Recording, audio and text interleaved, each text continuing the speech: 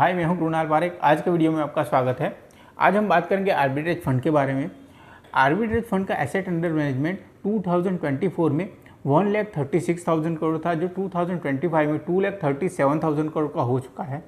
क्योंकि indexation benefit हटने के बाद आर्बिट्रेज फंड ही एक बेस्ट इन्वेस्टमेंट ऑप्शन है, जहां पर आपको लिक्विडिटी मिलती है, एफडी से थोड़े ज़्यादा रिटर्न्स भी मिलते हैं और टैक्स बेनिफिट भी मिलता है। तो ये वीडियो में हम पूरी बात करेंगे कि आर्बिट्रेज फंड क्या है, वो कैसे काम करता है, उसमें किसे इन्वेस्टमेंट करना चाहिए और टैक्स बेनिफिट क्या है। आर्बिट्रेज फंड एक प्रकार का म्यूचुअल फंड होता है। एक म्यूचुअल फंड का कैटेगरी होता है जहां पर आपको दो एक्सचेंज में होने वाले प्राइस के डिफरेंस का बेनिफिट लिया जाता है और उससे प्रॉफिट अर्न किया जाता है।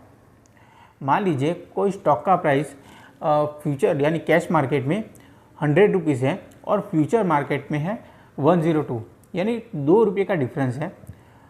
कैश मार्केट में 100 रुपीज़ पे परचेस किया जाएगा और फ्यूचर मार्केट में 102 पे उसको सेल किया जाएगा। मंथ एंड के बाद दोनों पोजीशन को स्क्वायर ऑफ किया जाएगा, जहां से आपको 2 रुपीज़ का रिस्क फ्री रिटर्न आपको मिलेगा, जहां पर आपको किसी भी तरह का रिस्क नहीं है और 2 रुपये आपको प्रॉफिट अर्न होगा। उससे थोड़ी आसान भाषा में समझते हैं। मान लीजिए आपके पास दो ऑनलाइन प्लेटफॉर्म है, एक है अलीबाबा, एक है अमेज़ॉन।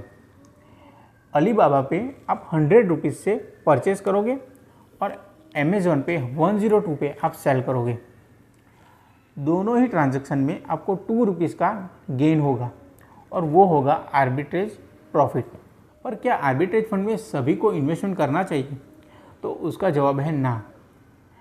आर्बिट्रेज फंड उनके लिए ही एडवाइजेबल है जिन्हें अपना इन्वेस्टमेंट सेफ रखना हो, एफडी से थोड़े ज़्यादा रिटर्न चाहिए और टाइम होराइजन 6 महीने से लेकर 1 साल तक का हो।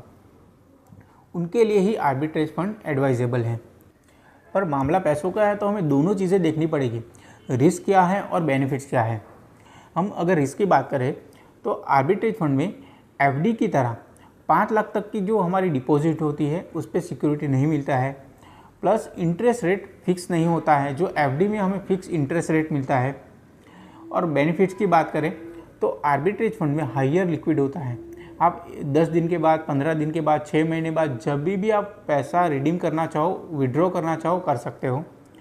एफडी में अगर आप विड्रॉ करते हो तो आपको सिर्फ सेविंग्स का इंटरेस्ट रेट मिलता है, जहाँ पर आर्बिट्रेज फंड में ऐसी कोई लिमिट नहीं है, कभी भी आप अपनी अमाउंट रिडीम कर सकते हो।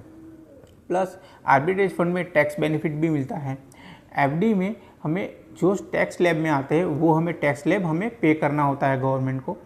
पर आर्बिट्रेज फंड में अगर 1 साल के पहले आप अपना अमाउंट विड्रॉ करते हो तो आपको ओनली इक्विटी का short term capital gain tax 20% है, वही पे करना है। प्लस वो अमाउंट आपकी इनकम में जो एनुअल आप टैक्स रिटर्न फाइल करते हो वो इनकम में ऐड नहीं होती है।